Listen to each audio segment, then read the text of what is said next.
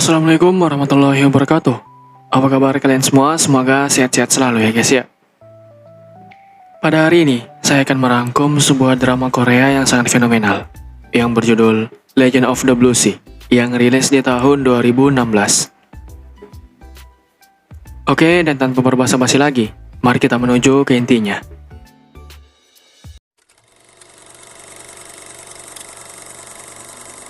Five, four, three, two, one.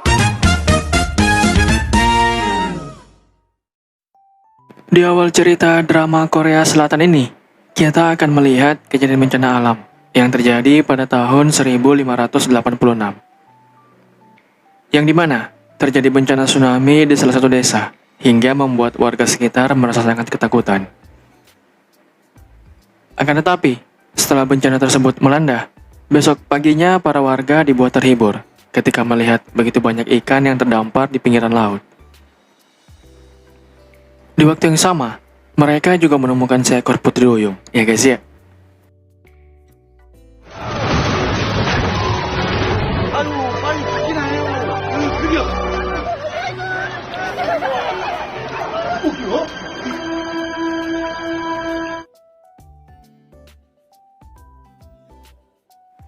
Akibat penemuan langka itu, membuat pejabat di sana menjadi sangat penasaran dan ingin segera melihat putri duyung tersebut secara langsung. Saat si pejabat hendak menyentuh, salah satu warga lalu memberi sedikit penjelasan bahwa akan berbahaya apabila menyentuh putri duyung karena bisa saja kehilangan ingatan, bahkan sampai gila. 진짜 이나구나. 인간의 영혼을 앗아가 기억을 지워버린. 조심하십시오, 선주다리. 깜짝. 왜? 그것이 인어들이 인간들에게. Tepat di malam ini, si pejabat akan mengadakan sebuah acara perkumpulan bergengsi. Guna menyambut para kerabatnya, tentu saja ia telah memerintahkan ke semua anggota untuk mempersiapkan segala sesuatu yang dibutuhkan. Oh iya, rencananya di acara itu juga, si pejabat hendak memberi kejutan ke para kerabat dia, ingin memperlihatkan secara langsung penemuan langka warganya tadi, yaitu si putri duyung. 칠하신 분은 처음이 옵니다. 아이, 이러신 분이. 물론 으뜸을 놓친 적이 없었다네. 오. 나리. 헉.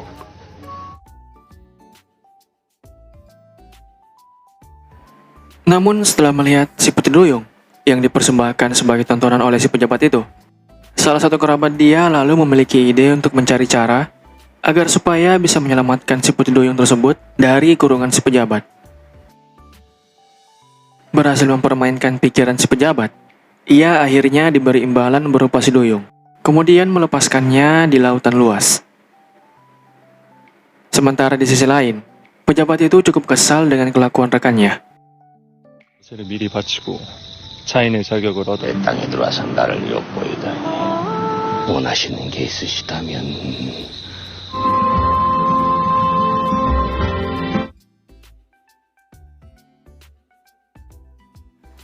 Berpindah scene, di mana kita akan menuju ke masa kini. Di situ ada sekelompok pemuda yang beranggotakan 3 orang lelaki, terus bekerja sama dalam menghasilkan pundi-pundi uang selama ini. Masing-masing dari mereka bernama Heo Junjae, Taeho, dan Park Mo. Oh iya, mereka bertiga ini bekerja atau berprofesi sebagai seorang yang mirip-mirip penipu kelas kakap, tapi dengan penuh perhitungan terlebih dahulu, ya guys ya.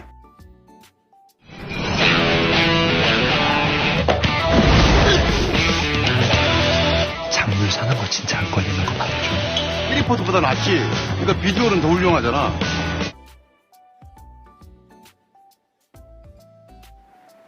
Tepat di hari ini, mereka akan melancarkan aksi kembali.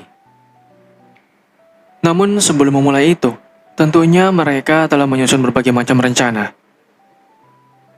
Bahkan masing-masing dari mereka memiliki tugas dan keahliannya. Junjae yang hebat dalam melakukan hipnotis dengan menggunakan trik khusus. Taeho yang memiliki kemampuan di bidang IT. Sementara Park Mo yang sangat pandai dalam mencari mangsa.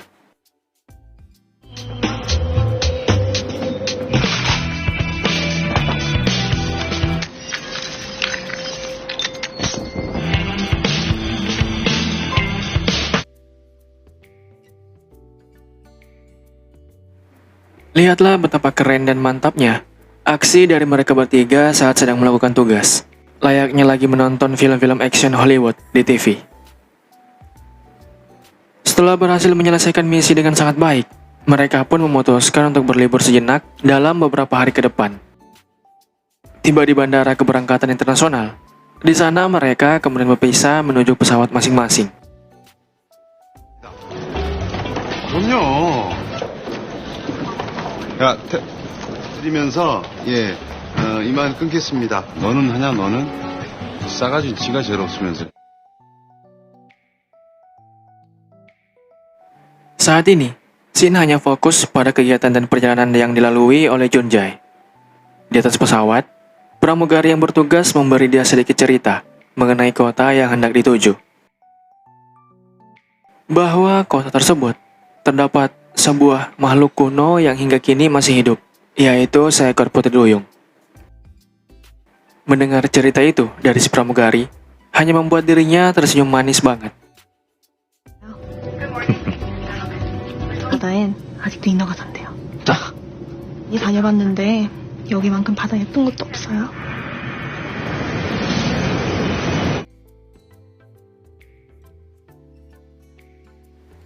Di sisi lain, dalam lautan lepas, kita akan diperlihatkan pada adanya beberapa kelompok duyung yang sedang asik berenang. Salah satu dari duyung itu lalu menyelam dalam kedalaman yang begitu dalam, guna mengambil sebuah gelang kuno miliknya. Akan tetapi, tak lama kemudian terjadi gelombang di perairan, yang akhirnya membuat si duyung terdampar cukup jauh, hingga naik ke daratan.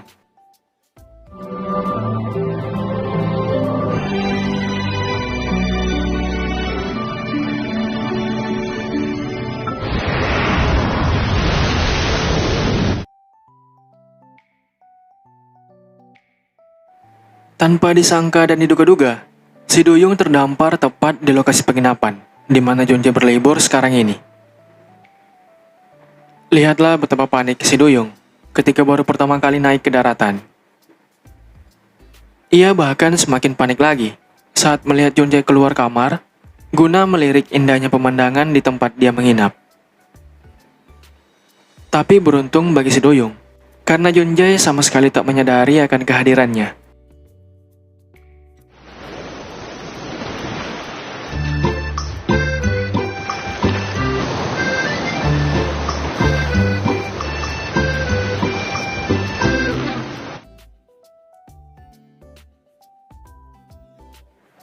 Saat sedang tertidur pulas, tiba-tiba Junjai terbangun akibat mendengar suara berisik yang berasal dari arah dapur.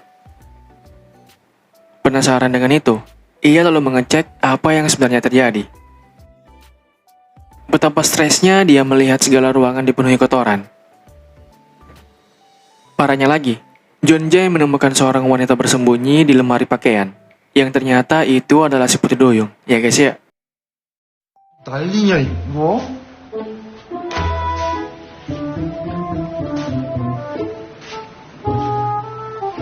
이거 다 진짜.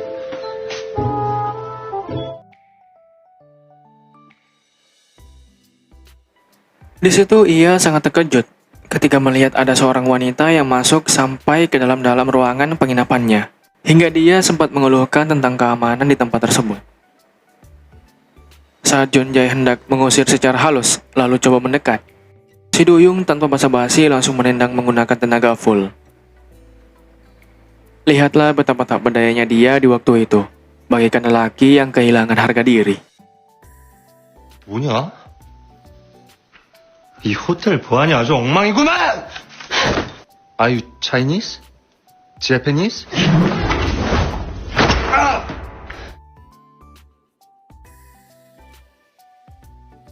Menyadari bahwa keadaan mulai memihak padanya, si duyung kemudian berlari kencang ke arah lautan saat dia merasa memiliki peluang kabur. Akan tetapi, ia ternyata hanya menabrak kaca jendela. Habis itu, Junjai menelepon polisi setempat guna melaporkan tentang kejadian tadi. Di waktu yang sama, sebelum pihak kepolisian datang, ia coba mengecek apa yang sebenarnya wanita itu sembunyikan di tangan. 해줄게. 이게 뭐냐?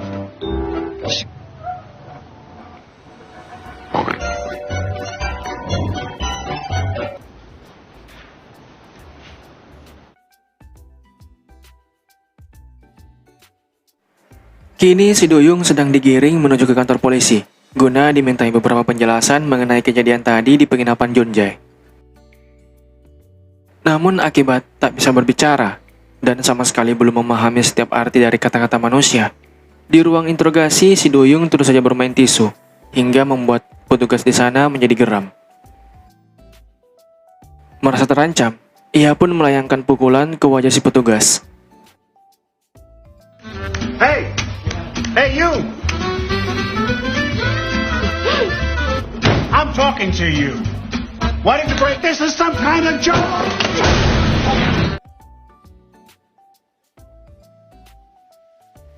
Kasihan dengan nasib si Duyung, ditambah ia juga mengincar gelang kuno miliknya, yang dimana menurut Park Mo gelang itu berharga sangat mahal.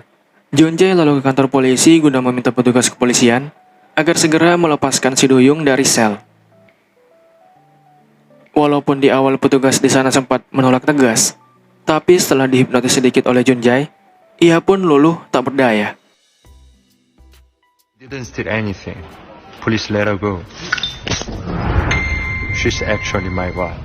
She's not a stranger.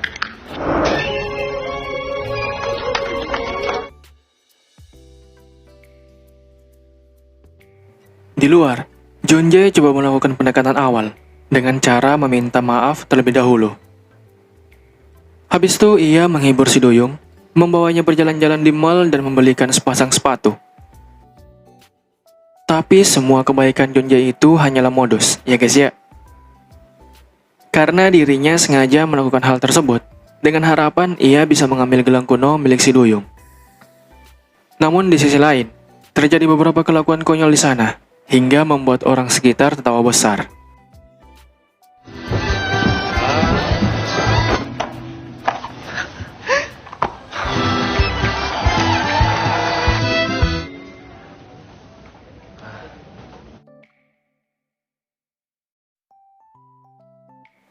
Singkat scene-nya, setelah Junjae berhasil mengambil gelang kuno dari tangan si Doyung secara diam-diam, ia lalu berencana untuk segera pergi jauh meninggalkan kota.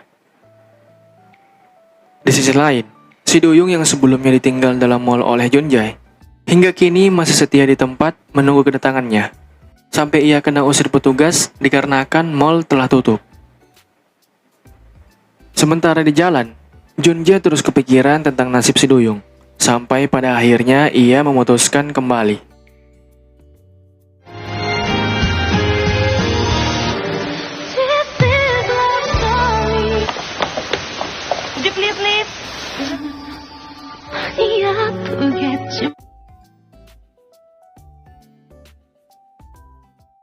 Menyadari bahwa si Doyung lagi kedinginan, dikarenakan cuaca ekstrim yang sekarang ini sedang berlangsung di sekitaran kota, Junjae lalu menyempatkan singgah sebentar di kafe, guna membeli segelas minuman hangat, habis itu diberikan ke Doyung. Ia bahkan memberitahu agar meniup terlebih dahulu minuman tersebut sebelum dinikmati.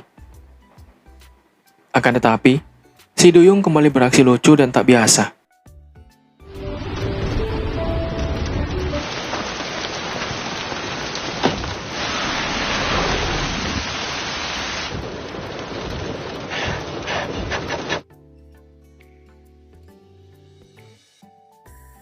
Alih-alih berencana meninggalkan si Doyung sesegera mungkin, ia malah memutuskan untuk membawanya ikut bersama menuju ke hotel, tempat di mana mereka akan menginap malam ini.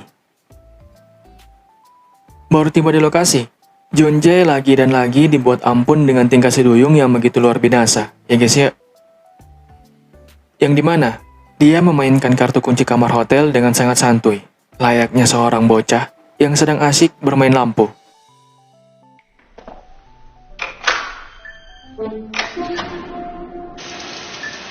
나 씻고 나올 테니까 일단 이거라도 갈아.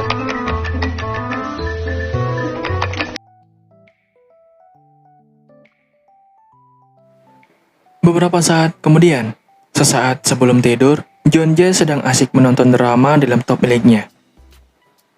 Tak lama, si Doyung tiba-tiba muncul dari arah belakang, dan itu tentu saja membuat dia terkejut setengah dead. Menyadari bahwa tak ada harapan lagi, Junjae lalu memutuskan untuk langsung tidur saja. Di situ sebenarnya si Doyung bukan hanya nonton semata, Di waktu yang sama, ia juga mempelajari segala ilmu yang ada. 그래, 봐라, 봐. 실컷 봐라. 난 잔다.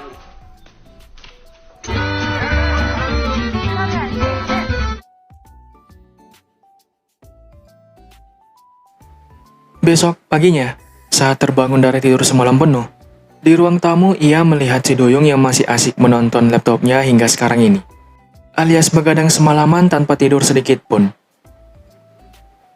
Beberapa saat selanjutnya, Park Mo menelpon, guna memberi kabar bahwa klien mereka kala itu hendak melakukan balas dendam atas penipuan mereka ke dirinya. Mendapat kabar tersebut, membuat John Jae merasakan kepanikan yang begitu luar biasa. 형 걸렸어? 아니, 너! 여보세요? 아니, 그럼 뭐야? 지금 걔네들 Setelah teleponan dengan Park Mo tadi, ia lalu bergegas untuk segera mengemas semua barang-barang miliknya, kemudian kabur meninggalkan lokasi. Namun sebelum pergi, ia masih sempat memberi beberapa kata manis ke Doyong. Akan tetapi, dikarenakan situasi luar sudah sangat runyam tak terkendali, ia lalu kembali masuk ke dalam kamar hotel dan membuat sebuah trik tipuan untuk para kelompok yang mengejar dirinya.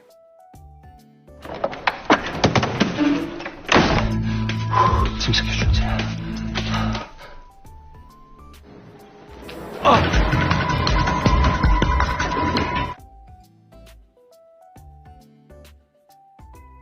Berhasil menipu sekelompok yang mengejarnya, John Jae beserta si Doyong lalu melanjutkan pelarian hingga tiba di tepi pantai wisatawan.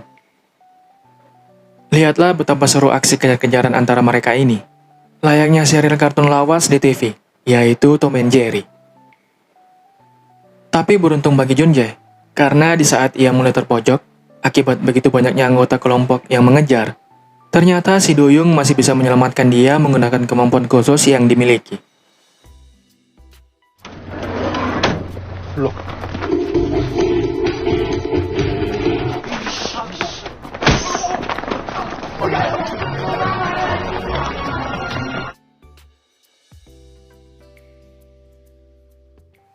Setelah melewati begitu banyak kejadian sulit, kini masa liburan John Jae telah habis, dan ia akan segera kembali pulang ke Korea Selatan.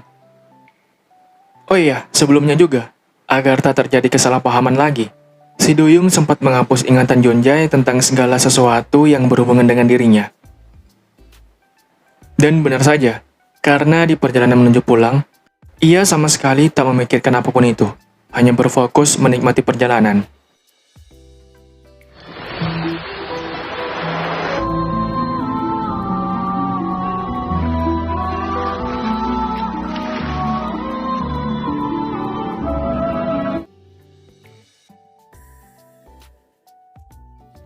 Tiba di tujuan, ia lalu bergegas pulang ke rumah dengan menaiki taksi. Depan pintu masuk, ia bertemu Park Mo di sana. Mereka kemudian bermain marah-marahan, ditambah John Jae dibuat semakin kesal ketika menyadari bahwa rumahnya kena hacker oleh Taeho. Habis itu, Park Mo mengajak dia berbicara empat mata mengenai sesuatu. Akan tetapi, ia sama sekali tak mengerti setiap pertanyaan dari Park Mo, dikarenakan ingatannya tentang semua itu telah dihapus. 이 집을 네 집처럼 그러고 있냐? 비번? 아유, 야. 짐 그쪽에 놔. 편하게, 편하게. 야, 형한테 연기하고 그러는 거 아니야. Sementara di sisi yang sangat jauh, yaitu dalam kedalaman Laut Biru, si Doyong berencana untuk menyusul John Jae ke Korea Selatan. Tapi sebelum itu, ia terlebih dahulu mengemas barang dan berpamitan dengan para teman-temannya. Tanpa terasa, waktu 3 bulan telah lewat. Si Doyong akhirnya tiba di negeri Korea Selatan. Di tengah perjalanan, ia bahkan menyempatkan diri untuk bertanya ke orang yang sedang nyantui di perahu. 못 가다가 사회전인가? 아니지. 너 누구세요? 서울 어디로 가요? 고마워요. 아 저기 아니 근데 진짜 헤엄쳐. Setelah menempuh jarak yang sangat lumayan begitu jauh, Si Duyung lalu memutuskan untuk naik ke daratan guna mengecek secara langsung apakah telah tiba di kota tujuan atau belum. Di situ ia bertemu dengan sekelompok perkumpulan ibu-ibu, kemudian bertanya tentang lokasi saat ini. Tapi beruntung baginya, karena sekelompok ibu-ibu tadi hendak memberi tumpangan ke kota tujuan dia selama ini. 여기가 서울이에요? 아저씨, 서울 가게? 우리도 Setibanya di kota tujuan, ia sangat kebingungan bagaimana cara agar bisa menemukan Jonjai, dikarenakan kota tersebut ada begitu banyak manusia berkeliaran.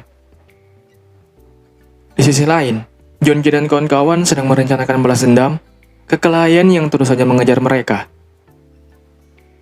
Di waktu bersamaan, di jalan ia sebenarnya sempat berpapasan dengan si Duyung, namun tak saling menatap satu sama lain, alias hanya lewat, ya guys ya. 형은 동선 변동없나 계속 체크하고. 마주치게 될 줄 누가 알았겠냐? 혹시 허준지라고 아세요?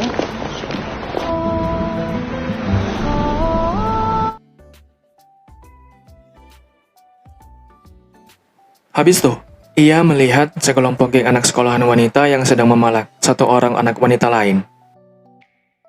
Menyadari bahwa cara tersebut bisa sukses dalam mendapatkan sejumlah uang, ia lalu coba menggunakan cara itu ke bocah. Akan tetapi, si bocah malah memberi dia beberapa kata nasihat, layaknya orang tua yang sedang menasihati anaknya sendiri. Lihatlah betapa dewasanya si bocah itu. 삥 뜯는 게 뭐야? 이게 삥싸. 웃어. 앞에 봐. 앞에 봐. 비슷한 거예요. 아무튼 다신 그러지 마. Setelah mendapat sedikit pencerahan dari si bocil tadi, ia pun coba memberi contoh yang baik seperti apa yang dia pelajari sebelumnya. Dan secara kebetulan, tak lama berjalan, ia kembali melihat geng anak sekolahan wanita yang sedang melancarkan aksi. Merasa tak cocok dengan itu, si Duyung kemudian menegur, tapi ketua geng menjadi sangat kesal dengan terpaksa war pun terjadi di sana. 약속해. 쌀 같은 머리 뻗어내. 요. 저 쟤랑 친구 먹었어요. Kita berpindah scene, di mana klien Junjae saat ini baru tiba di gedung kantor.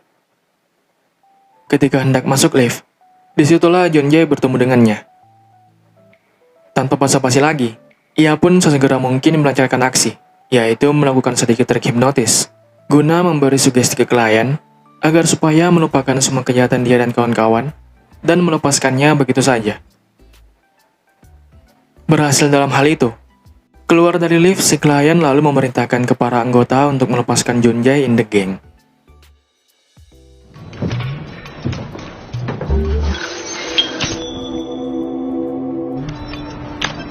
멈춥니다. 서 변호사한테 연락해서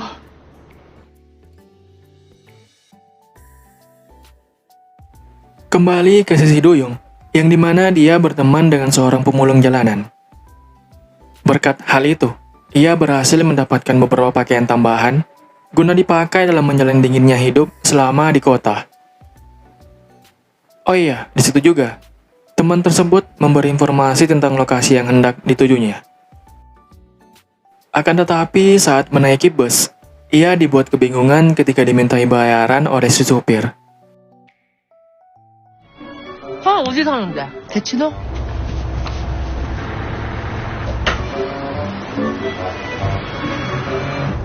부족해요.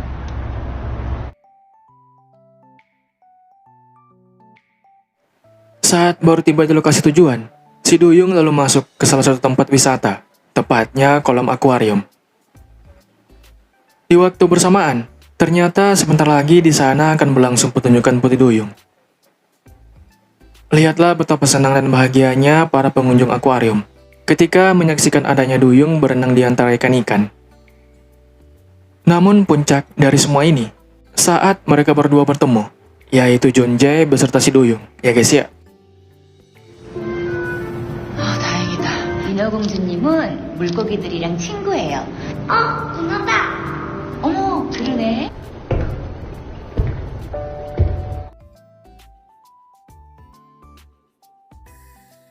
Singkat cerita, setelah mereka berdua melalui berbagai macam halangan dan rintangan yang tiada duanya, kini mereka pun memutuskan untuk menjalani hidup bersama dengan baik. Menikah terlebih dahulu, habis itu memiliki seorang anak, dan tinggal di sebuah desa minim penduduk. Yang paling penting lagi, rumah tersebut harus berada di dekat laut. Kurang lebih seperti itulah bayangan kehidupan mereka berdua di masa depan nanti.